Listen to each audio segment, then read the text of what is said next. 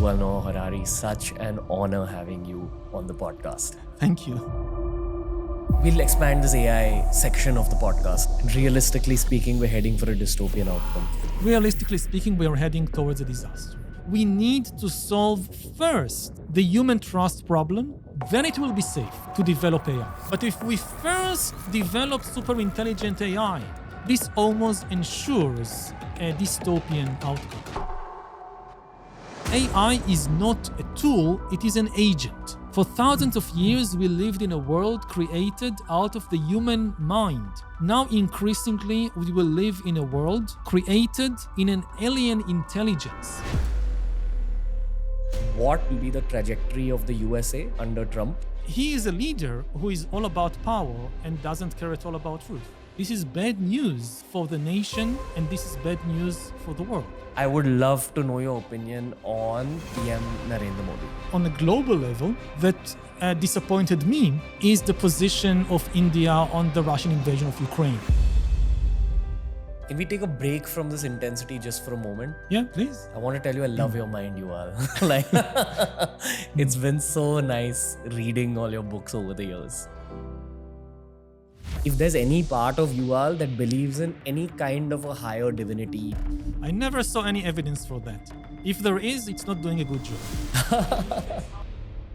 we keep talking about something called the Sat Yuga in Indian culture, where human beings live for other human beings and make the world a nicer place. In the early 21st century, old-style imperialism, it's coming back, it's spreading all over the world. This is the biggest political problem we face. If this is allowed to continue, then... My intention behind this episode with Yuval Noah Harari was to bring out a side of him that has not been seen by the podcast world, a side that's not completely understood by all of his fans. And trust me, I'm one of his biggest fans. Today's conversation had a spiritual bent. I think a little more depth, a little more emotion came out of this podcast with Yuval Noah Harari. It was his first Indian podcast, and I wanted to bring some Indian flavor to the mix. He's someone who's given our world a lot of knowledge. He's someone who has shaped many, many opinions all over the world. And we need more people like this more than ever in today's day and age. With AI rising the way it is when it comes to world culture, it's Yuval Noah Harari speaking about AI, speaking about the human future, and speaking about the process of human evolution in today's episode of The Ranveer Show.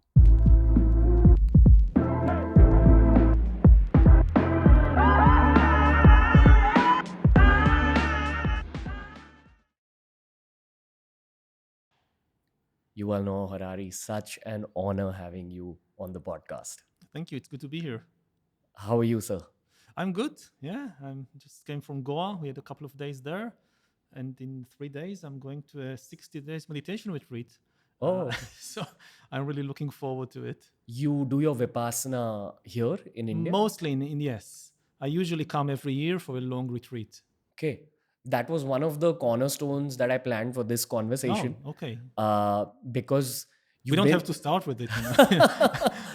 You know? I wouldn't mind starting with it, and I'll tell you why. I've watched so many of your podcasts. Your written work has had such a huge influence on how I see the world. I almost feel like your original trilogy has been my higher education in life. Because for people who've not read your books, when they read even one of your books, you've actually accumulated like 50 to 60 different topics, and you've given a very strong and wide worldview. So I really feel that modern human beings should turn to your work because it's extremely objective, extremely wide, and extremely deep. So thank you for your work, firstly. Thank you. Yeah. Do you realize what you've done for human culture in the first place? I don't think you can know such a thing. I mean, you write a book and then the book has its own life and it goes places and it meets people and you really have no idea where it will be going and what kind of impact it will have. And that's a good thing. I think it's also very important for authors not to be too attached to their books, whether they are successful or unsuccessful. Because yes, to some extent, it's I wrote it, but it's not really about me. And very often the success of a book is for all kinds of either chance reasons or because of the work of so many other people. I have an entire team that is working with me, and just to arrange this interview, for instance, I just came here and I'm talking with you, but I guess there were like hundreds of emails probably exchanged and all these people here that are recording and that they are doing, and they're all part of this process and it's the same with books. I mean, in the end, you see just the name of one person written on the cover and you think, oh, this person, he did everything. But now it's always a team effort. Yeah. But your team effort has paid off a lot in the Yeah. long term. Like, I genuinely feel my entire generation has formed its worldview in a big way because of your work, directly or indirectly. In fact, I think you're the author that's been brought up the most in the last decade. Generally speaking, I'm not trying to Yeah. butter you up. I'm actually giving you objective input. Hmm. Lately I've been saying this a lot because I'm going through a good phase in life. But you've been a dream guest for me, like on the show since we started the show. Okay. Yeah, just out of a place of gratitude. For this particular podcast, you are the format that I thought would be interesting would be for me to put you in a bit of a spot and ask you certain questions, but I'd love for you to answer them initially in 3 or 4 sentences. I'll try. I'm not very good at giving short answers, but I'll try. I mean, we'll open up segments and we'll definitely allow you to expand each of those segments. But I would love for you to begin by expanding it using only three Yeah, sentences. let's try. It's a fun game. Yeah. My reasoning is that I feel when you limit your mind to 3 sentences, the hard truth comes out in those 3 sentences. Fair? Let's see. I don't know. We have to be experiment and see. There's a couple of world leaders I would like to talk to you about because I think that by talking about current context, uh, it makes you understand the future much better. Yeah, please. What, according to you, will be the trajectory of the USA under Trump in 3 sentences? The USA is already the most powerful country in the world, by far. I think in the near future, it will become even more powerful. But I'm afraid it will completely lose touch with the truth. That's what you see happening right now because of Trump being in power? He is a leader who is all about power and doesn't care at all about truth.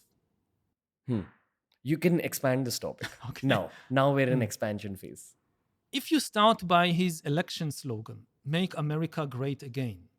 So, one thing to notice is America is already great. You don't need to make it again. Like, he's starting with a distorted view as if America is somehow weak. But even under Biden, and for in recent years, for a long time, the United States is the biggest economy in the world. Its economy is booming in recent years, whereas China and Europe are in difficulty. The US economy is already booming. Militarily, the US Army is by far the strongest army in the world. The US expends more on its military than any other country. Even most countries, put them together, it's not like what the US is spending. It's the strongest country. The US is winning the AI race, which we might talk about later. And AI will make the United States even more powerful economically, militarily. So it is already great. And the danger is that it will use its immense power and strength for the wrong purposes. And the kind of focus only on America first. It's if you have a leader who only focuses on himself, on gaining more power for himself, this is bad news for the nation and this is bad news for the world. So we now have a man, Donald Trump, who wants just more power for himself, leading the country, which is the leader of the world, making it only want more power for itself. What happens to a group, to the whole of humankind in this situation? This, I think, is very bad news for humanity, especially in this time of crisis. We have an ecological crisis. And he simply denies that there is a problem. He has no, if you think, Trump and his supporters, I would say, they have a lot of good ideas about how to advance the interests of the US in various areas. This is true. But when it comes to the really big problems of the world, they simply have nothing to say. When you ask them, okay, what do we do about the ecological crisis and climate change? Their answer is, there is no climate change. They just deny the problem because they have no solution. Then you ask them what to do about the deteriorating international situation. We had a relatively stable global order in the early 21st century. Now it's falling apart. There is growing chaos. And they have no suggestion how to deal with it. Their vision of the world basically is the world as a network of fortresses, of national fortresses. It's not just Trump. It's many other leaders like Putin, like Viktor Orban in Hungary. They think, okay, all this international cooperation, all these universal values, all these norms and laws, we don't like it. It limits our nation. We care only about our nation. Our vision for the world is a network of fortresses with very high walls, economic walls, cultural walls. Each fortress only takes care of itself. We have been there for thousands of years. For thousands of years, the world was a network of fortresses. We know where it leads. Each fortress always wants a bit more prosperity, a bit more security, a bit more land for itself at the expense of the neighbors. And the neighbors also want a bit more prosperity and land for themselves. And they start fighting. In the absence of any universal laws and norms and values, the only thing that can arbitrate these conflicting claims is naked power. And then you get more and more wars. And every nation needs to arm itself. And when it sees that the neighbors are having more weapons, bigger army, we also need. And the whole world goes in the direction of war and conflict. In the early 21st century, let's start in another place. For most of history, when the world was a network of fortresses, the average expenditure on the military was more than 50% of the budget of every government. Whether it's the Mughal Empire or the Chinese Empire or republics or kingdoms, all entities in history spent more than 50% on soldiers and fortresses and armies. In the early 21st century, the average expenditure on the military all over the world was down to only 7%. Amazing achievement. The average expenditure on healthcare was 10%. This was the first time in human history that governments all over the world spent more on healthcare than on the military. This, I think, was the biggest political achievement in history.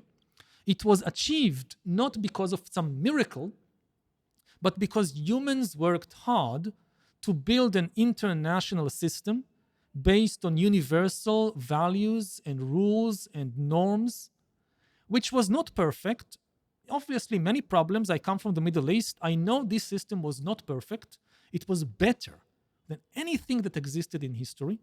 Countries felt so safe that they spent only 7% of the budget on the military. They felt safe because the number one rule of the international system, the biggest taboo, was that you cannot conquer and destroy and annex another country just because you're stronger. For all of history, this was the norm. If you are stronger, you conquer the neighbors, build a bigger empire. In the early 21st century, this was taboo. Even if you're stronger, you can't conquer the other countries. Now this taboo is being broken in more and more places, most clearly in the Russian invasion of Ukraine. Nobody disputed the borders of Ukraine, the existence of the Ukrainian nation. Then Putin invades and says, no, I want it. Why? Because I'm stronger. And, people compare it, let's say, to the American invasion of Iraq. It's not. The Americans never tried to annex any part of Iraq. In Ukraine, any territory conquered by the Russian army is annexed by the Russian state. This is old style imperialism. It's coming back. It's spreading all over the world. This is the biggest political problem we face. If this is allowed to continue, we will see defense budgets skyrocket. Again, not 7%, 50%, and no money left for anything else. What is the solution of people like Trump to this situation? They have no solution. And one last point.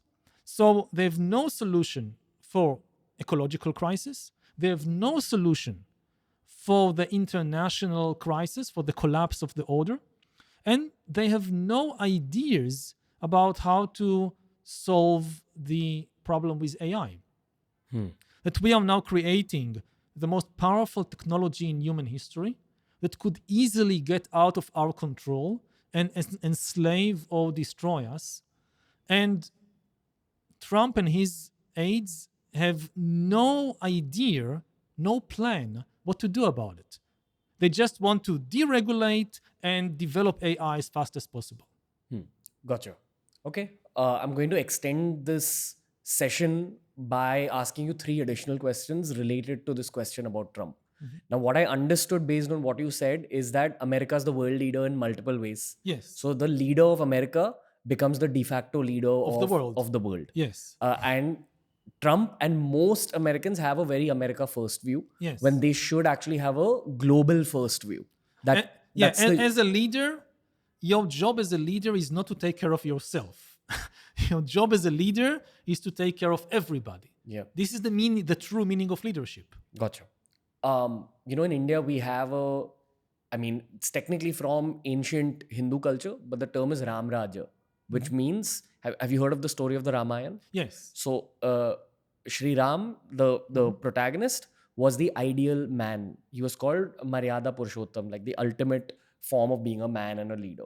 And a Ram Rajya is a place where your civilians are happy, economically taken care of, and peaceful in the head. And again, we keep talking about something called the Sat Yuga in Indian culture, which is the phase of the earth where human beings are very good in their hearts, live for other human beings, and make the world a nicer place, take care of the earth. So I will ask you a question related to the human race potentially going to the Sat Yuga at some point, perhaps in the next 1,000 years. But coming back to this Trump thing. So I think what you're trying to say is that the leader of America should try creating a Ram Rajya for the earth. And if you remember the story of Rama, one of the things that characterized Rama is that he was willing to give up power very willingly. Yes. That when they told him, okay, you are the crown prince, but no, you must be banished to the jungle, and the crown goes to somebody else, he did not try to resist. He did not stage a rebellion. He did not say, no, the crown is mine. You must. No, he said, okay, I'll go to the jungle. And this is the exact opposite of leaders like Trump. Gotcha. That they hold on to power. For them, power is more important than anything else. Like you look at the 2020 elections, he lost the elections. Even today, he refuses to admit that he lost the elections. Still continues to claim, no, I won the elections. You compare this with Biden. The Democrats are terrified of Trump. Many Democrats, they hate Trump. Nevertheless, Biden is now going to peacefully give up power. This is quite amazing if you think about it in terms of world history. Like Biden is still US president. He still leads the most powerful nation in the world. He commands millions of soldiers, nuclear weapons, and he is going to take all this immense power and give it to another person which he fears and hates, Donald Trump, peacefully, without trying to resist, without trying to use all that power to stay in power. This, I think, is an example of ideal leadership, which unfortunately we see less and less in the world. I mean, yeah, but I also feel Biden could have done something more to stop the Russia-Ukraine crisis. So Biden has his own set of... Of course, I mean, if you look at the record of Biden in various fields, the economy, immigration, foreign policy, you can argue he did this right, he did this wrong. Obviously, I'm not defending his record on everything. I'm just saying on this particular point, the Democrats lost the elections, but they are still in power now. They don't try to use their power to stay in power. Gotcha. They just accept, yes, we lost the election, we don't like it, but this is the verdict of the people, and we now take all this power and peacefully give it to our rivals. This is the miracle of democracy when it works correctly. Gotcha. The two additional questions related to this America chapter of this podcast. Yeah. The first question is, would you have rather seen Kamala Harris become president?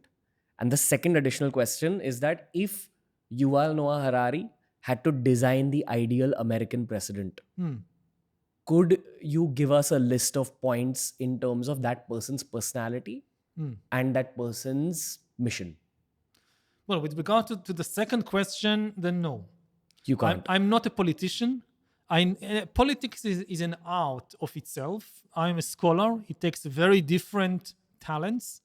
So, you cannot teach what you don't know how to do yourself. I do not know how to be a politician myself. I think I'm a very bad politician.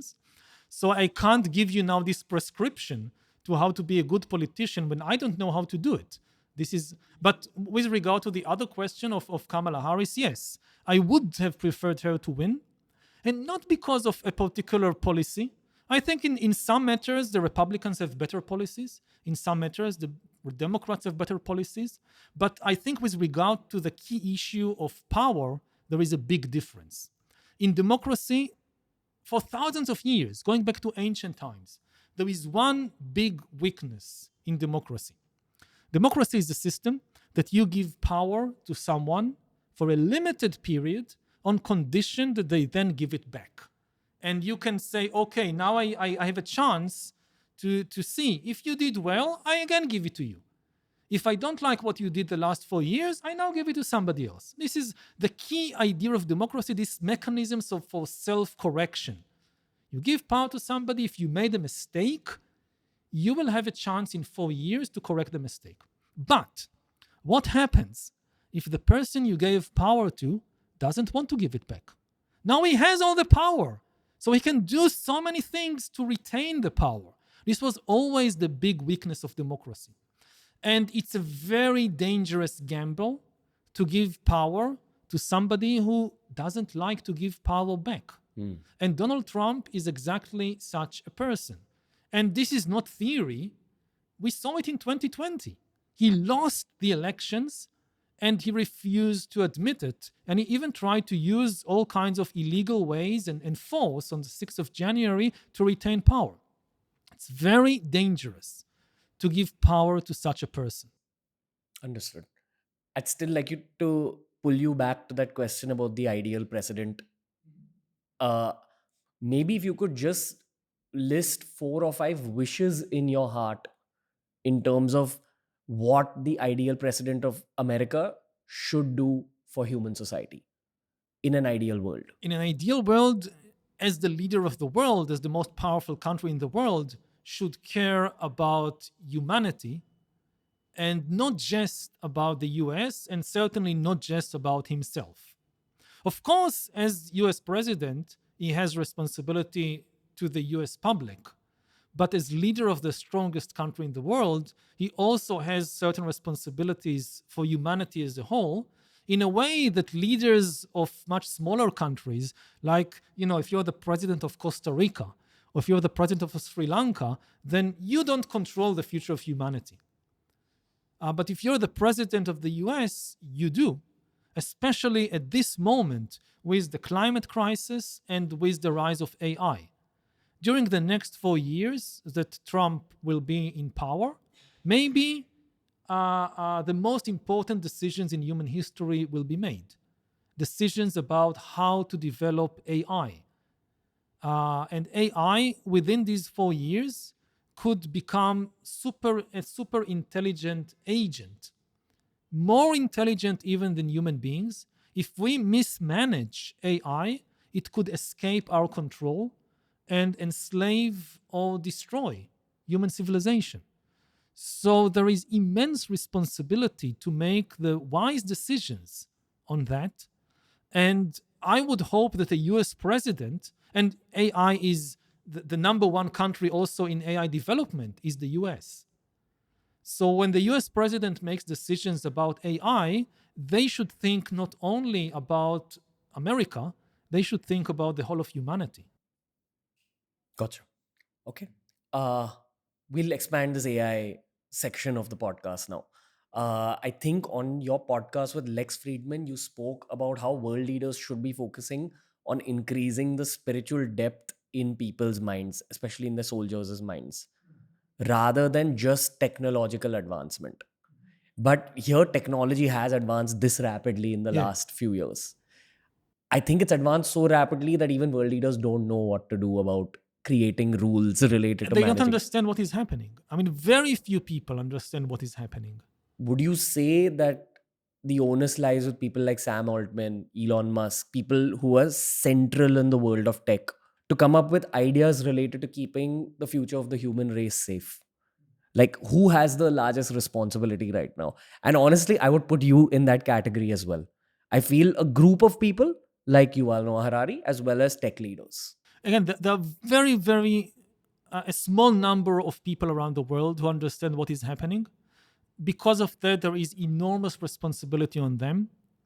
But it's very dangerous to rely on these people. Whether it's Elon Musk, whether it's Yuval Noah Harari, we were not elected by anybody. We are not presidents or prime ministers. Elon Musk is an entrepreneur. I'm a scholar. We are not politicians. We were not. Nobody voted for us. So it's dangerous to get just this small number of unrepresentative people making the most important decisions in history. What we need is that many more people around the entire world understand better the AI revolution, understand what is happening, and join the debate and put pressure on their elected representatives, on their politicians, to join this debate. And I see my role not as making the decisions about AI, but by writing books like Nexus or by doing this podcast. I try to help more people around the world, in India, in Pakistan, in Bangladesh, in more and more places, understand what is happening so they can join the debate and take part in the decision-making process. So it's not just Elon Musk and Sam Altman and Yuval Harari who are making the decisions. And, for most people, they don't even understand what is AI and how different it is from previous machines. And maybe we should start there by just explaining what AI is and what's so new about it. And to put it very briefly, AI is not a tool, it is an agent. If there is one thing everybody should understand about AI, you don't need a PhD, a doctorate in computer science. AI is an agent, not a tool. Every previous technology in history was a tool in our hands that therefore made us more powerful. If you invent a stone knife, you're now more powerful. If you invent an atom bomb, you're more powerful. You can destroy a whole city. You can also, if you know nuclear physics, generate electricity very cheaply and efficiently. The decision what to do with nuclear technology was in your hands, in human hands. An atom bomb cannot decide which city to bomb. An atom bomb cannot invent a new, more powerful bomb. AI is different. AI is the first technology that can make decisions by itself and can invent new ideas by itself. An AI weapon can decide by itself who to kill or who to bomb. And AIs can invent new things, new weapons, new medicines, new songs, even new religions. For thousands of years, we lived in a world created out of the human mind. now increasingly we will live in a world created in an alien mind, in an alien intelligence.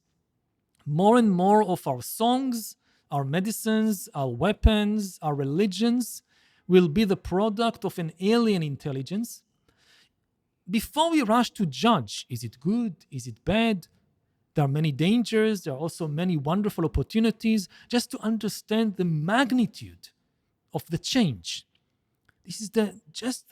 We've seen nothing like that in history before. Maybe I give two examples to make it clearer. First of all, about what is AI. So a lot of people say, oh, we had machines for many years now. Why is AI different from previous machines?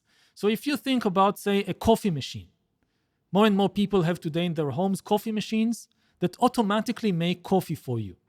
This is not an AI. Not every automatic machine is an AI. If you have a coffee machine that you come, you press a button, and then the machine makes coffee, this is just an automatic machine. It becomes an AI only if it can make decisions and invent new ideas by itself. So, if when you approach the coffee machine in the morning, before you do anything, you did not press any button, the coffee machine addresses you and tells you, hey, I've been watching you, I've been learning about you, and I predict that you would like an espresso, so I decided to already make you an espresso. This is an AI. It learned something by itself. It made the decisions by itself. And it really becomes an AI if next time when you approach it, it tells you, I've learned more about you, and I've now invented a completely new drink called BeerBiceps. It's different from every previous drink that humans invented. It's my creation. I think you would like it better, and I made a cup of BeerBiceps for you. This is really AI. It invented something new. It can be good, can be bad, but it's new. And to give a real-life example, so about 2 years ago, when OpenAI developed GPT-4, it wanted to know what this new thing can do. So it gave GPT-4 the task, the goal of solving CAPTCHA puzzles. CAPTCHA puzzles is when you try to access an internet web page, like your bank account, and you have to prove that you're a human, not a bot. So you have to identify some twisted words or to find in an image to tell whether there is a cat or a car in the image. This is a CAPTCHA puzzle. It's designed so that it's easy for humans, difficult for computers. So OpenAI gave GPT-4 the task of solving CAPTCHA puzzles. It couldn't solve the puzzle. But the researchers gave GPT-4 access to a web page, TaskRabbit, where you can hire people online to do things for you. And GPT-4 tried to hire a human to solve the CAPTCHA puzzle for it. Now, this is where it became interesting. The human got suspicious. So it asked GPT-4 on the internet, just typing. It asked GPT-4, why do you need somebody to solve a CAPTCHA puzzle for you? Are you a robot? It asked the key question, are you a robot, directly? And GPT-4 answered, no, I am not a robot. I have a vision impairment, which makes it difficult for me to see the visual puzzle, so I need your help. And the human was duped, was fooled, and solved the puzzle for GPT-4. Now, this very small incident, it exemplifies the two key abilities of AI. First, to make decisions by itself. Nobody told GPT-4 to lie to the human. It was a decision made by the AI. The researchers gave GPT-4 a goal: solve the problem, solve the puzzle. On the way to reaching the goal, the AI needed to make different decisions, like, let's lie to this human. It made the decision by itself. Secondly, the ability to invent new ideas. Nobody told GPT-4 what lie would be most effective. it came up with a very effective lie that I'm a human with a vision impairment. This is why I need your help. It invented this lie by itself. And these two key abilities of AI, when you think about a world populated by millions, maybe billions of AI agents constantly making decisions. You apply to a bank to get a loan, it's an AI deciding. You apply to university, you apply to a job, it's AIs making decisions about you. And these millions of AI agents, they constantly invent new weapons, new medicines, new songs, new TV series, new religions. So, what kind of world will this be? That's the big question we are facing. So you're saying based on present reality of OpenAI and ChatGPT, we moved incrementally in an unethical direction when it came to AI self-driven decisions. Like it was unethical to lie in that moment to that human being. But if it could move in that one step in the unethical direction, what stops it from moving further? A million steps. Exactly. And you think that it'll definitely help progress science and bring us new medicine and Yeah, cure it diseases. will. But it'll also definitely probably have further movements and unethical steps, especially if an evil human gets their hand on a very powerful AI. Because then what the evil human wants to do in terms of an end goal, it could be a terrorist, it could be Yeah, someone who wants to go for world domination or destroy the world. The AI will be able to move in that unethical direction itself. exactly. I mean, the two dangers are what if a very unethical human is giving the AI its goals? And the other problem is what happens as AIs become more and more intelligent and independent and develop their own goals, which we cannot anticipate and we cannot control. If you think about how humans develop our goals, so most human goals are not actually coming from top to bottom, they are bottom to top. If you think about even goals like world domination or starting a world war, where does this come from? Ultimately, it comes from the mind of individual human beings. And if you look at the mind of individual human beings, you see that at the basis, there is a very, very simple mechanism. In the mind of all human beings, there is a very simple mechanism that you experience some feeling. If the feeling is pleasant, you want more of it. If the feeling is unpleasant, you want less of that. You want it to disappear. This is the basic mechanism of all human minds, and all our goals in life are constructed from these very, very simple elements. Even a leader who decides to start a world war, you can think about it like in terms of a huge structure made of tiny atoms. So the mental atoms of the universe are these very small reactions. It's pleasant, I want more. It's unpleasant, I want less. And world wars are constructed from these mental atoms. Once you have AIs that have this capacity to kind of say to themselves, this is good, I want more. This is bad, I want less. Then you can have AIs starting world wars and going not just for world domination, but for domination of the whole galaxy.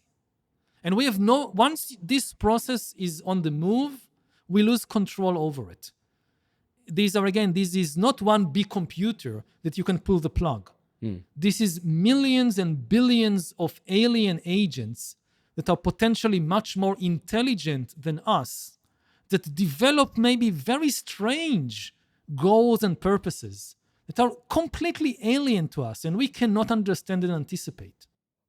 Have you ever met Sam Altman? Yeah. What did you ask him? Or what would you want to actually ask Sam Altman? Because I feel he is currently the most powerful person in the world when it comes to understanding what AI can do. He's got the inside scoop on it. He knows exactly Yes. where it is because even in his Congress hearing, he said that I know the dangers of this. That's why I want to put forth a set of rules in the near future. So I would want to know what you would like to ask him or what you've already spoken to him. I can tell you about the conversations I had not just with him, but with several other people who are leading the AI revolution. They understand the dangers as well as the opportunities better than almost anybody. They understand that this is likely to be the most powerful technology in history. They are very concerned. But when you ask them, so why not slow down and invest more in safety? Okay, we develop AI, yes, but we divert more of the money, the human talent, the resources to first of all develop safety mechanisms so that this doesn't get out of control and doesn't become a danger to humanity. And what they all tell you is the same thing. They tell you, we would like to do that, but we can't, because if we slow down and our competitors, our more ruthless competitors, they don't slow down, then they win the race. And then the most ruthless people will dominate the world, because whoever, this is something everybody accepts, whoever wins the AI race, the race to create super intelligent AI, they will control the world. And everybody is afraid if we slow down, then the other company or the other country, they will do it before us and they control the world. So the key problem is actually that there is no trust between humans. Then comes the interesting part. You tell them, okay, so we can't trust the other humans, but do you think we'll be able to trust the AIs that you're creating? And then they say yes. And this is the big paradox. Like, we have thousands of years of experience with human beings. We know that humans lie. We know that humans cheat. We know that some humans are obsessed with power. We at least understand what we are facing. And we also, over thousands of years, developed mechanisms to create trust on a very big scale between humans. Billions of humans, at least in certain areas like scientific research, like economic trade, they cooperate, they trust. Now you're creating a completely alien type of intelligence, which is very different from human intelligence. It's not even organic. It's developing at a very rapid pace. So the AI of next year or 10 years from now will be very different from the AIs of today. We have no experience with this thing. Why do you think that you would be able to trust the AIs when you cannot trust the other humans? This sounds insane. And yet we are doing this insane thing. It's a bit like you're in a relationship with somebody for 20 years and you have problems in your relationship. And you say, okay, I will just dump this person and start a new relationship with somebody I don't know. I'm sure this new relationship will be perfect. It never works, because you bring your problems to the new relationship as well. If after thousands of years we haven't managed to solve the problem of trust between humans, do you think you'll be able to solve the problem of how to trust the AIs so quickly? Very unlikely. So I think we are focusing on the wrong problem. If you have these two problems, trust between humans and development of super intelligent AI, we need to solve first the human trust problem, then it will be safe to develop AI. But if we first develop super intelligent AI, when we still can't trust the other humans, this almost ensures a dystopian outcome. And realistically speaking, we're heading for a dystopian outcome. Realistically speaking, we are heading towards a disaster. Okay. Can we take a break from this intensity just for a moment? Yeah, please. I want to tell you I love your mind, Yuval. Like it's been so nice reading all your books over the years. Even though you've placed a lot of dark thoughts in my head as well about where the human race is going. One of the darkest thoughts that you ever placed in my head, I think this was in 21 Lessons for the 21st Century, was this scenario you drew out about how genetic engineering is going to be created. It's going to be a beautiful invention in the human story, but unfortunately, only the richest people in the world will be able to afford genetic engineering of a very high level. Yeah. Now, what that will lead to is that their progeny will be genetically enhanced and perhaps more intelligent. And the masses who won't have the money to be able to afford genetic engineering will be left behind in the intellectual race. Yes. And therefore, it's going to kind of split up the human species into two parts. This idea stayed with me because I can totally see that happening as well. And this is based on a lot of conversations I've had with people who are working on genetic science and CRISPR. Now, that's another dystopian reality that you've predicted. And we're talking about another dystopian reality. It's here. connected, actually. It's connected? Yes, because, genetics and the structure of the brain, they are so complex that all the human efforts so far to understand genetics and to understand the brain, they had limited success, but we are very, very far from being able to kind of redesign our genes or to redesign our brain in a fruitful way.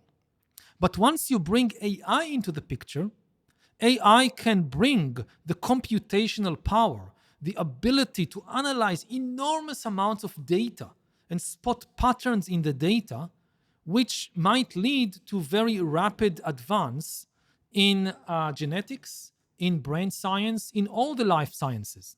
We just saw the Nobel Prize in Chemistry go to the people who develop AlphaFold, that, this problem of learning how proteins fold that previously took the best human experts years to just do it for one protein.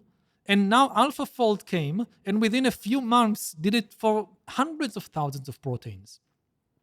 So AI is not just computer science, it is revolutionizing the life sciences. And this gives some people, like Elon Musk again, the fantasy of let's use that like to stay in the game, for humans to stay in the game. They want to redesign human beings. Like Elon Musk has this company Neuralink, which is all about connecting brains and computers directly. And one of the explanations given why develop such a dangerous technology is that we need to enhance the human beings to create superhumans if we want to stay competitive with the super intelligent AIs. But this is, it's a very, very risky gamble, partly because it could create this divide in the human race that previously all humans, rich and poor, from any country, from any class, they are essentially the same. They have the same abilities. Now with this technology, we might see humankind dividing into a very small elite of superhumans, like, the children of Elon Musk, and the masses of people that will not have access to this technology and they will be left behind. It's also very dangerous to assume that we will be able to use this technology for good. It's usually easier to learn how to manipulate a system than to predict all the different consequences. Usually, any major change you make has a lot of unforeseen, unpredicted consequences.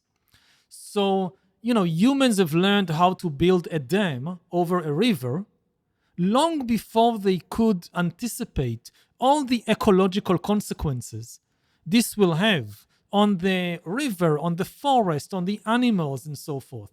This is what is leading to so many ecological disasters, that we have the ability to manipulate the system, but we cannot foresee the consequences correctly of what we are doing.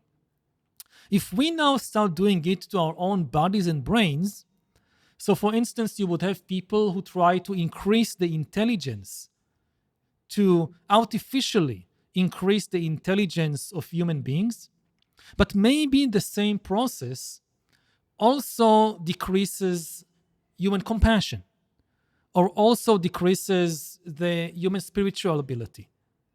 So you will have super intelligent people, humans, with no compassion, and no spirituality. Terminator. This is not an upgrade. This is a downgrade. So I would be, I'm very much against starting to manipulate the human DNA of the human brain before we really have a deep understanding of who we are. Yuval, I think over the course of this conversation and the course of reading all your books, what I've realized about you is that I think you pitch this spiritual depth as the answer to a lot of these problems. Because yes, AI is the danger of the future, genetic engineering is the danger of the future, but the danger of now is the current state of the human mind and our predicaments based on our past as well. So if right now we focus on becoming more compassionate as human beings and increasing our own spiritual depth, it'll save us from the dangers of the future. Yes, but this is very unlikely to Unlikely. happen. I mean, again, if we made the same effort that we are making to develop AI, if we made the same effort to also develop our own minds, we would be okay. Because AI becomes more powerful, but our minds also becomes more wise, so we know how to deal with the AI and how to develop it in the right way. But if we put almost all our effort just to develop more powerful AI, and we don't make almost any effort to develop our own minds, then this guarantees a bad outcome. Gotcha. I'd love for you to disagree with what I'm saying or just share your thoughts based on what I'm saying. Yeah. I think it was in Sapiens where you wrote about how the world is moving back to what it historically was. You said that Russia traditionally had the system of czars, and we're seeing Putin as the czar. Yeah. The Chinese Empire was all about expansion, and that's what we're seeing. I believe, and this might be my bias as an Indian, but India was in some ways like one of the key teachers to the world.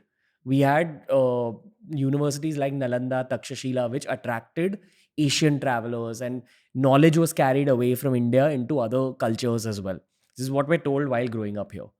Do you believe that India is kind of going back to that reality? Because that's what I would like to believe in terms of spreading spiritual wisdom. Like Yuval Harari also had an SN Goenka to guide him through Vipassana. Yeah. And you've become one of the biggest thought leaders in the world today.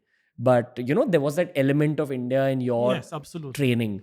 Or, even in like cartoons like Samurai Jack, they'll show a part where the hero actually visits India to learn something spiritual and then takes it away for his own mission. That's what I see the role of India as in the future. So there's a couple of questions here. One, do you agree or disagree with what I said? And two, I would love to know your opinion on PM Narendra Modi. It's not a prediction, it's a decision. It's a decision for India, for the citizens of India, for the leaders of India like Modi, what kind of role they want to play in the world. To be a teacher, to be a guru is a very good role, but you need to adopt it and you need to behave accordingly. And what I sometimes see in India, which is also what I see in my country, in Israel. So also you have Jews who say, for 2,000 years, we've been studying that Judaism was all about religion, of study, of wisdom.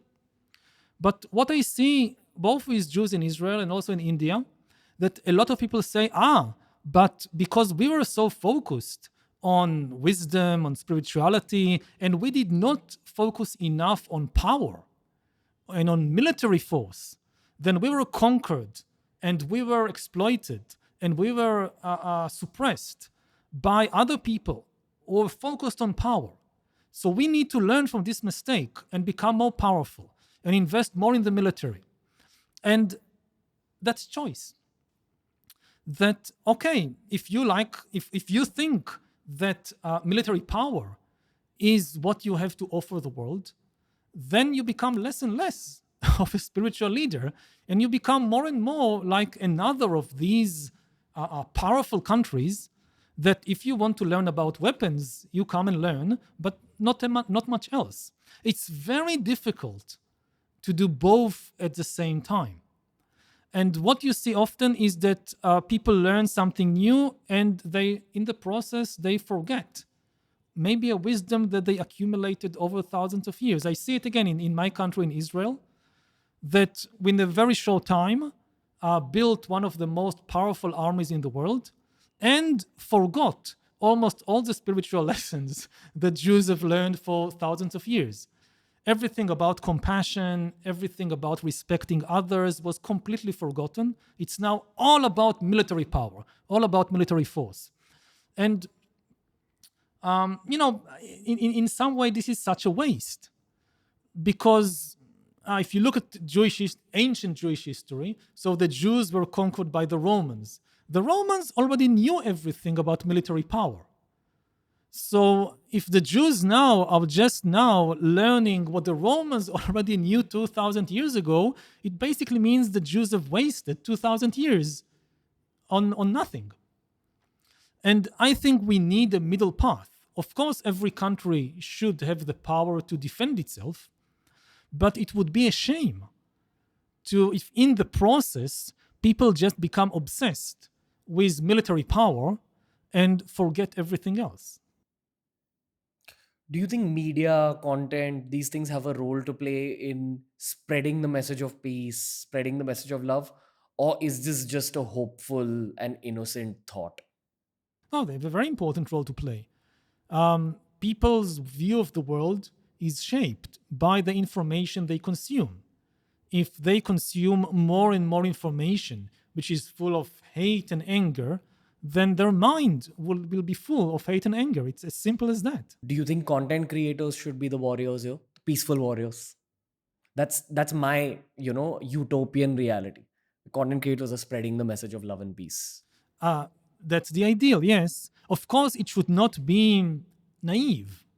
I mean, the important thing is to have a complex and truthful view of reality. If you just tell people, all you just need is love and peace and everything will be okay, it will not be okay. Because the world is not so simple.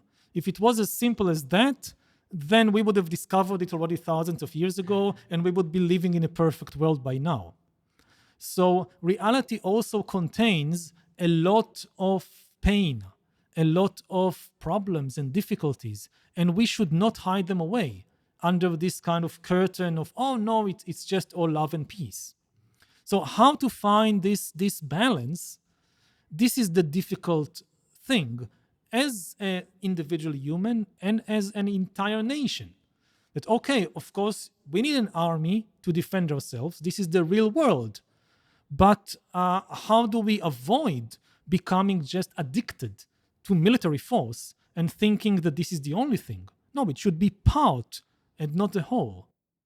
One of the strong emotions I felt after reading your original trilogy was that I felt that as a content creator and media professional, I would want to carry forward your legacy of spreading your message and helping the world understand itself further.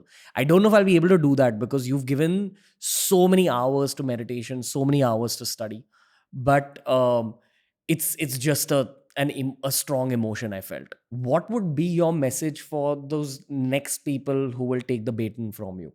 Don't view it as kind of my legacy, or definitely don't kind of sanctify my writings, because my books, like every book, they contain a lot of errors. They contain a lot of lacunae, of things that are missing that I'm not able to see. So just because it's written in one of my books, it doesn't mean it's true. Maybe I made a mistake. And the most important thing is to give time to develop your own mind, to purify and to clarify your own mind. Meditate? In whichever way it works for you. Again, one of the things I've learned from meditation is how difficult meditation is. And it's not necessarily the ideal, or a specific meditation technique may not be the ideal vehicle for every person.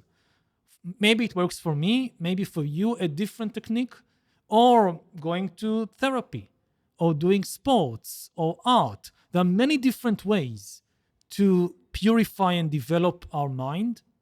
The important thing is you experiment with different things, find what really works for your mind, and then invest in it. It's very, very simple. There are no shortcuts. There is no kind of magic way to suddenly purify and develop your mind. It takes a lot of time. And part of the problem is that the people who lead the world, they are so busy that they don't have time to develop their mind, to nourish their mind. And then we are led by people with very undeveloped mind.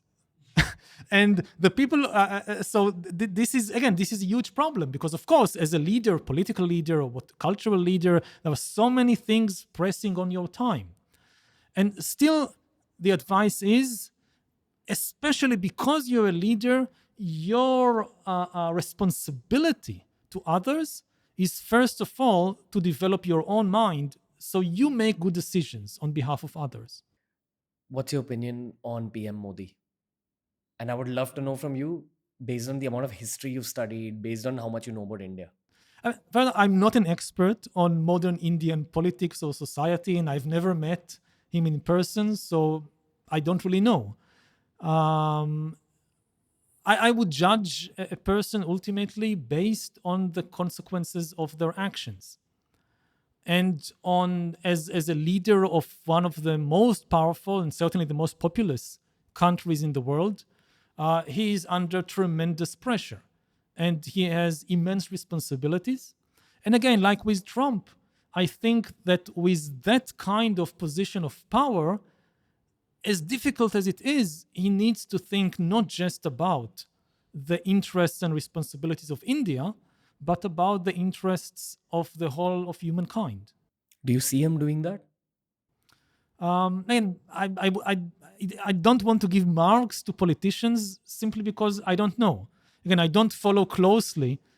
I know that there was this one thing that I've read about is this Clean India campaign and building toilets and sewage systems all over India. And this is a very important project, but I'm not in a position to evaluate was this successful or not. I've read opinions like this, opinions like that, not coming from here and this not being my area. I was interested in this because in Nexus there is an entire section about sewage systems. So I became interested in this Clean India campaign. Yeah, the reason I'm probing you this much is because I feel like you're a thought leader from a global perspective, and there's no agenda that I have. I'm not trying to push a positive or a negative narrative here. I'm trying to understand the objective perspective you have about India.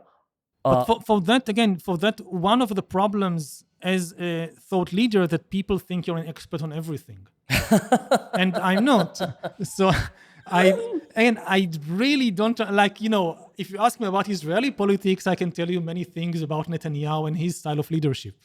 Because I lived in Israel for many years, I know much of the details. I know much less about, and I do know about it from my experience in Israel, that outsiders very often have very strong opinions about Israel when they know almost nothing about the history and politics. And I don't want to fall into this trap of coming to a country, visiting for a little while, talking with a few people, reading 2 books, and then forming a very strong opinion. Oh, this is not good, this is good. I can tell you something about on a global level that disappointed me is the position of India on the Russian invasion of Ukraine. That India traditionally has been one of the leaders of the anti-imperialist camp in the world because of this very painful experience with imperialism, of being conquered by outside forces for such a long time. And I would have expected India to take a much clearer and stronger position against Russian imperialism in Ukraine. Again, you can have different opinions about the relationship between US and NATO and Russia, and certainly Russia has its own security interests which are legitimate, but there should be no legitimacy whatsoever to just invade another country and start conquering and annexing its territory. There is no justification for that. It threatens the peace of the entire world, and I would have liked to see India take a much clearer... I know that India and Russia are good friends going back decades, but if you see a friend committing a crime, as a friend, you should take a very strong position still and say, no, you cannot behave like that. Gotcha. But the geopolitical rules of the world administer how every country operates geopolitically. And we have to do what's best for us as well, which is, hey, we're everyone's friend because we're concerned with our own growth. And that's how a lot of young people view India as well. That we don't want to take part in any of these conflicts. We just want to get better and get richer and make our own shit here. So anyway, it's a stronger perspective on like our geopolitical stance. Can we take a break for a moment? Yeah, please. You say that I think you meditate 2 hours a day, roughly. I think you think a lot in those 2 hours. You have a lot of thoughts because of your studies that you've done before. And then you're able to execute it either in the form of writing or deeper thought. I think it's the opposite. When you meditate, it's not a time for thinking. Thoughts come up, but it's the time for letting go of the thoughts. And this enables the mind to detoxify, to clear itself, and then much deeper things can come up. Like if you're constantly engaged with the chatter of your mind, you never reach anywhere deep or anywhere really interesting. I also see it in conversations between people that the real kind of real wisdom comes out of silence. Like if you're in a conversation and you feel I cannot be silent for even a single second because this person is so busy or whatever, if there is silence between us, they will just get up and go somewhere more interesting. Then you constantly just feel the place with the chatter of the mind, and you never learn anything new. But if in a conversation you feel comfortable, like somebody said, like the other person said something, and I actually need to think about it. I don't want to react with the first things that comes up in my mind. And you can feel comfortable being silent for 10 seconds, which is a long time in a conversation to be silent for 10 seconds or half a minute. Then you can really reach new places, deep places. Okay. Now I'll put you in the spot. Yeah. The question I have for you, and you can begin by answering it in 3 or 4 sentences. The question is, will meditation on a global scale lead to human evolution? Yes, but I don't think it can scale. When I did my first course and it completely blew my mind and changed my world, I thought, everybody should do that.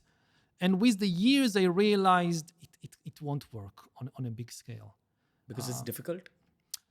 First of all, if you force people to do something, it will not work. It will become a kind of another religion that forces people to think in a certain way, to behave in a certain way. And the other thing is that it's just very difficult. And the difficulty is it's surprising that when you give the mind 2 things to do, one simple, easy, and one difficult, the mind always goes for the easy thing. And this also happens in meditation.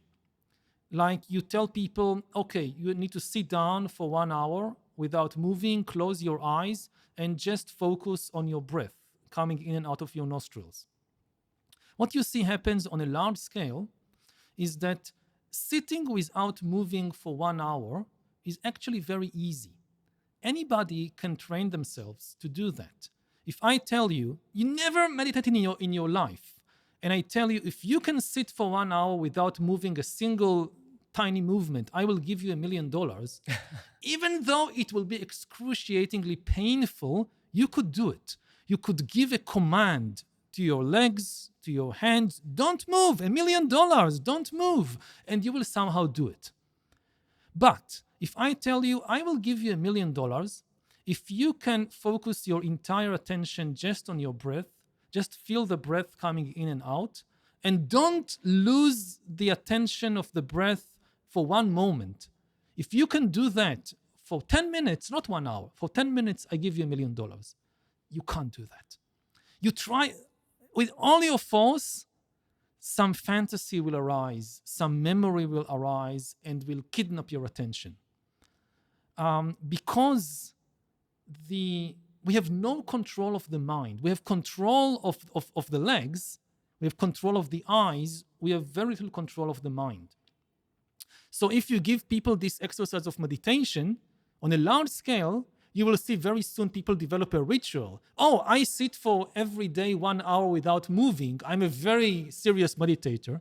And somebody says, I can sit without moving for 2 hours. I can sit without moving for 3 hours. And it becomes just this ritual or exercise which does nothing for the true development of your mind. People forget all about the more difficult exercises of really understanding your mind, really getting in touch with your mind and understanding why is the mind so easily distracted.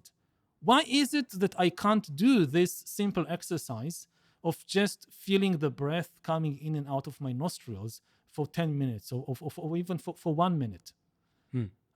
So this, I think, is what will happen if you try to do it on a very big scale, and it will not be effective.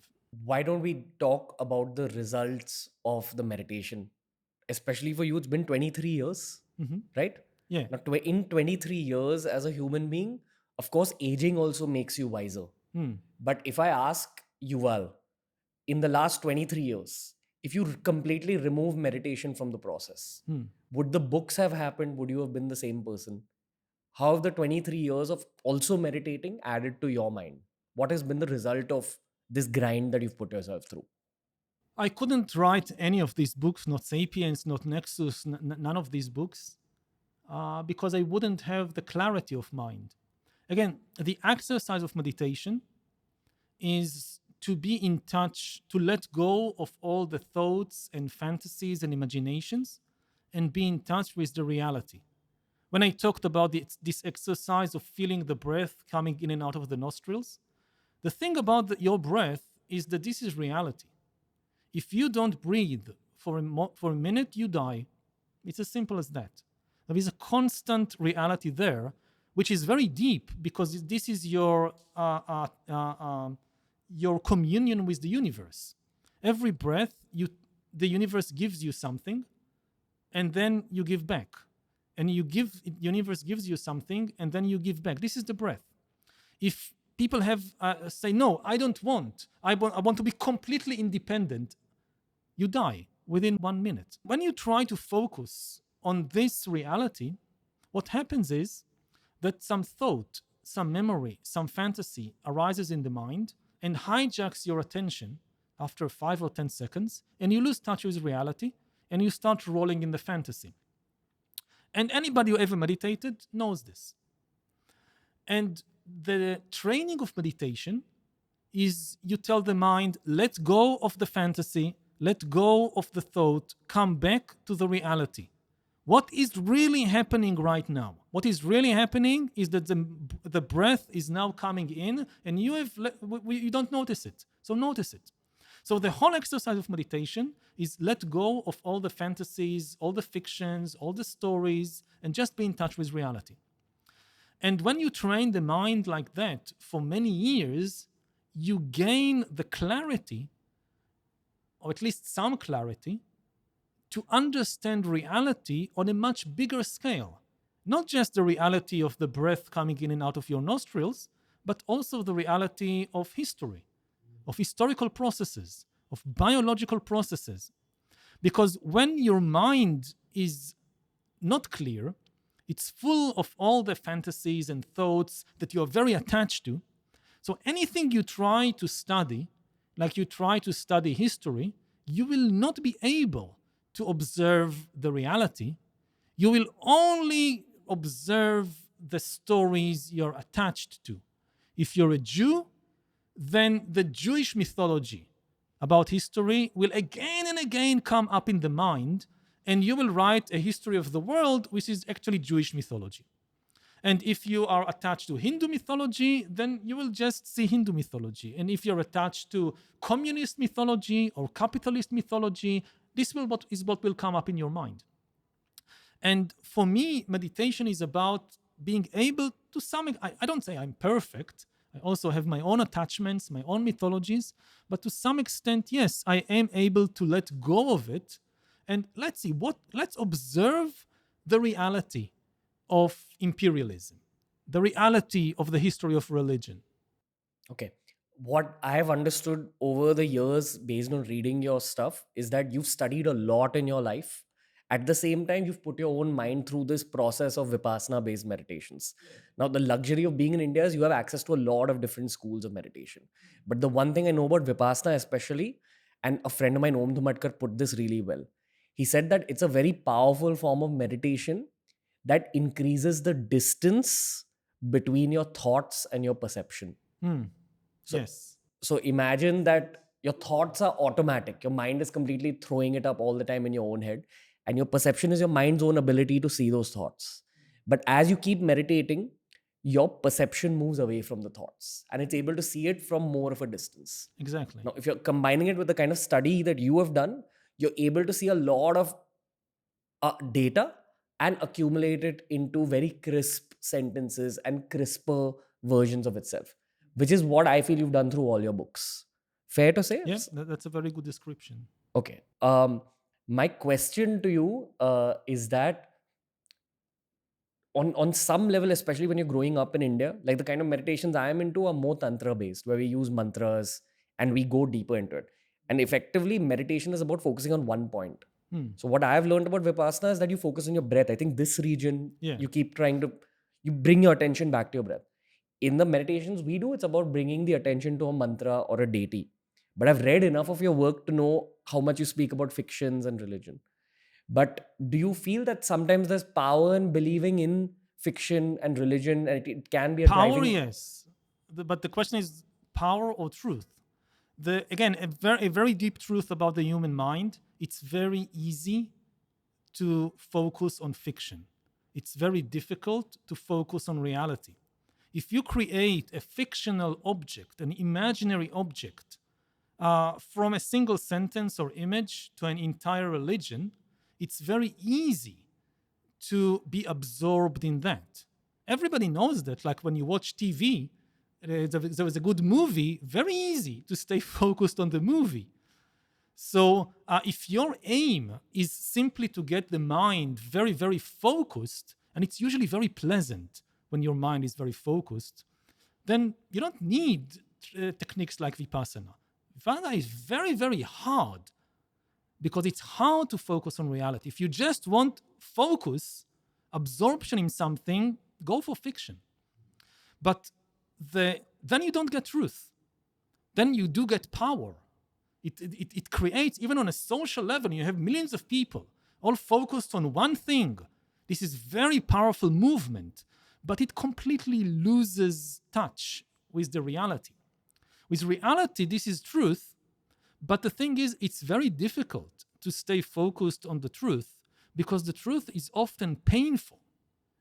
Whereas the experience of being absorbed in an imaginary object is pleasant, the experience of trying to just focus on what is really happening is often painful because pain is true. It's part of reality. Not just physical pain in the body, also mental pain. If you think about politics, so let's say there is elections and you want to gain people's support. If you tell them the truth about the country, the nation, including the ugly parts, including the dark sides, many people wouldn't like it. They wouldn't vote for you. If you tell them a kind of sanitized version, a kind of mythology about the nation, and people would like it. Yes, this is good. I want to see myself like this. I want to see and then you gain power, but you don't know the truth. That's the big difference. While I wish to break down this spiritual depth conversation a lot more, I think we'll come back to it later on the episode because it can keep being a bit of a ping pong. I do wish to ask you at some point if there's any part of Yuval that believes in any kind of a higher divinity or some kind of higher power that's running this world on... I never saw any evidence for that. If there is, it's not doing a good job. You look at how much suffering there is in the world. If there is some higher power kind of taking care of everything, it's not taking very good care of the people and the animals on this planet. We're almost out of time today. And I hope that life gives us an opportunity to meet again and have longer discussions. Hope so too, yeah. Because you've had such a huge impact on my own content, my own writing. reading your books was one of the turning points for my adult life. I didn't do a higher education, and so much of that higher education came from your perspectives in those books. There's certain things I fundamentally disagree with you about, like this whole aspect of divinity, because I believe your perspective on the divine and God is determined by your own experiences in life. And when you grow up in India, you have a lot of metaphysical experiences if you're open to those perspectives. And if people have experience, that's very good. I've nothing against that. Again, this should manifest in their behavior. At least in my part of the world, like in the Middle East, you see a lot of people constantly talking about God to justify their own problems and weaknesses and negativities. Like they hate some group and they say God hates them. They are very greedy to get some territory, and they said God gave us this territory, or God wants us to have this territory. And this way that people constantly use God to justify their own negativities and their own weaknesses, I say, if you don't need to talk so much about God, you need to, if you really have a connection with God, this should be manifested not in your words, but in your action. If you spread love and compassion and goodwill in the world, then this is true divinity. And then you don't need to go and tell people about God. You just do it in practice. Which is why I look at you as one of the most spiritual beings of our times, because that's effectively the core messages in all your books, that hey, just become a better human being. Like once you get past all the stuff you've written about, you're effectively encouraging people to evolve from a spiritual perspective, in my eyes. What I try to do in the books is to be honest and truthful about the processes, the developments of human history, and how everything changes in human history. Again, going back to the spiritual perspective, what you see in meditation is that everything changes all the time, and people constantly try to resist the change. They become attached to something, and they hold on to it. And this happens not just to individuals, but to entire nations, to entire cultures. That the very idea of an identity is something that doesn't change, something that just stays the same. All the world is changing, all these currents, all these winds of history, and our identity doesn't change. It is eternal. And this is a fantasy. And this is a dangerous fantasy, because it is these attachments which are at the root of so many of the conflicts in the world. Yeah. With every podcast that I do, I have an underlying intention. And the intention with this podcast for me is that more young people discover your work. I think it's very important for people to read all your books, honestly. Which is why, to end this podcast, I'm going to put you in a bit of a difficult position again, because I think we only have about 2-3 minutes left. I'm going to take the name of a book of yours, and I would love for you to accumulate it in 3 sentences. Okay. What have you written about in Sapiens? Humans control the world because we cooperate better than any other animal. And the basis for all human cooperation is ultimately fiction. These fictional stories that hold together political and religious and economic systems. That's it. Beautiful. 21 lessons for the 21st century. Oh, that's difficult because it is a scattered book. What have you written about in that book, Yuval? All human identities, and the very concept of an identity is two things are the same, they are identical. And this is not the case. That everything changes, and therefore all the identities that we try to impose on reality, they too are fictions. Gotcha. I've heard 10 different pronunciations of Homo Deus in the last 1 month. What's the correct pronunciation? Homo Deus. Homo Deus. Homo Deus. What have you written about in Homo Deus, and how is it different from 21 lessons for the 21st century? History began when humans invented gods, and history will end when humans become gods. that we are now acquiring divine abilities of destruction and creation, and we are on the verge of creating new beings that will have abilities traditionally considered to be divine abilities. So we are in the process of creating gods. Gotcha. And finally, we're talking about Nexus. The world has been waiting for your next book. Couple of questions. Why is there a pigeon on the cover? Ooh. There are many reasons for the pigeon. First, we wanted something organic on the cover because we are now at the moment of clash between the old organic world. Human beings are animals, we are organic, like pigeons, like elephants, like cows, and AIs are inorganic. Organic beings, we function by cycles: day and night, winter and summer, birth and death, activity and rest. AIs, they don't work by these organic cycles. They don't care if it's day or night. They are not really born or die, and they never need to rest. They constantly go on, they are always on. And now the struggle in the world is that the AIs are trying to force us to live like non-organic beings. And if you try to force an organic being, like a human being, to be like a computer without any rest, for instance, eventually we collapse and die. So we wanted something organic, and the pigeon is a symbol of information and communication, not just because of carrier pigeons. Also, in the Bible, there is this very famous myth that a flood came and destroyed the whole world, and only Noah remained in Noah's ark with just a few people and the animals. And to know whether the flood is over, they release a pigeon. In English, it's often written in the English Bibles, it's written dove, but this is a mistake. In the original Hebrew, it's a pigeon. And the pigeon flies and comes back with an olive branch. And this is how Noah knows that the flood is over. And so this is kind of the information that the pigeon carried, that the flood is over. And now in the world, we are experiencing a new flood, a flood of information, which is threatening to drown all of us. And this is kind of my pigeon that I'm releasing to the world to see whether the flood is over.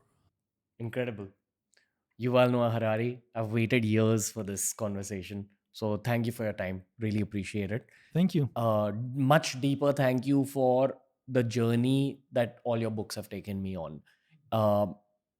If I have to recommend books to new readers, I usually point them towards your work, because I personally believe that it's not about the number of books that you read, but it's about the amount of data that you're able to retain from the best books. And you're right up there. You've written some of the best books that I've ever read in my life. So great gratitude for you in my heart. Very deep thank you. And I hope to meet you again in life. Thank you so much. And good luck with all the good work that you're doing. Thank you. Thank you. Hope to have many more conversations over the years. Absolutely. Thank you, Yuval. Thank you. That was the episode for today. Ladies and gentlemen, this is not the last time Yuval Noah Harari will be featuring on TRS. Send in your feedback. Send in other questions that you think I could have asked Yuval Noah Harari. I intend on meeting him again in life and exploring his mind, his reality, his opinions much more deeply the next time around. This was a dream come true for me because reading his books have been my higher education, as I told him on the day of recording this podcast. This was a great day. Yuval has finally featured on TRS, and I hope and pray to the divine that he'll be back very soon.